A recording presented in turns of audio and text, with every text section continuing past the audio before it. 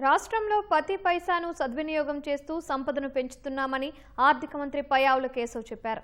చంద్రబాబు సుదీర్ఘ అనుభవంతోనే రాష్ట్రం సాఫీగా నడుస్తోందన్నారు. ద్రవ్య వినిమయ బిల్లుపై అసెంబ్లీలో చర్చకు కేశవ్ సమాధానమిచ్చారు. నిధుల కొరత అనేటువంటిది గత ప్రభుత్వం ఇచ్చినటువంటి వారసత్వానికి ఈ రోజు మేము అనుభవిస్తున్నాం అధ్యక్ష.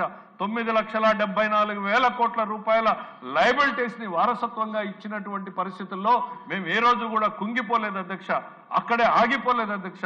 దాన్ని ఎట్లా అధిగమించాలి అనేటువంటి ఆలోచనతో ఉన్న పరిమితుల్ని దాటుకుంటూ ముందుకు పోయేటువంటి ప్రయత్నం చేస్తున్నాం అధ్యక్ష. కేంద్ర ప్రవేశపెట్టినటువంటి బడ్జెట్ లో ఉన్నటువంటి ఒక్కొక్క రూపాయిని అదనంగా తెచ్చుకునేటువంటి ప్రయత్నం చేస్తున్నాం. గౌరవ ముఖ్యమంత్రి గారు ఇంకా సాటిస్ఫైడ్ లేరు అధ్యక్ష. ఆయనే అంటుంటారు మీరు ఇంకా దీంట్లో ఎక్స్పెండిచర్ పెంచాలి, అదనంగా కూడా కేంద్రం నుంచి తెచ్చుకోవాలి అనేటువంటిది.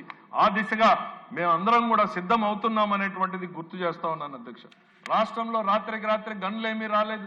కేవలం వాళ్ళ ప్రైవేట్ ఖజానాకు పోయినటువంటి ఆదాయాన్ని మేము మళ్లించి ప్రభుత్వ ఖజానాకు పెట్టాం కాబట్టి ఇవాళ 33% అదనపు ఆదాయం రాష్ట్ర ప్రభుత్వ ఖజానాకు వచ్చింది అధ్యక్ష.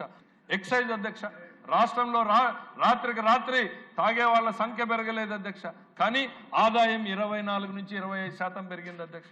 ఎట్లా పెరిగింది అధ్యక్ష?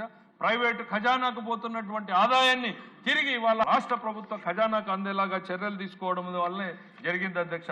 ఇది పాలనని సరిదిద్దడము అని అంటే అధ్యక్ష.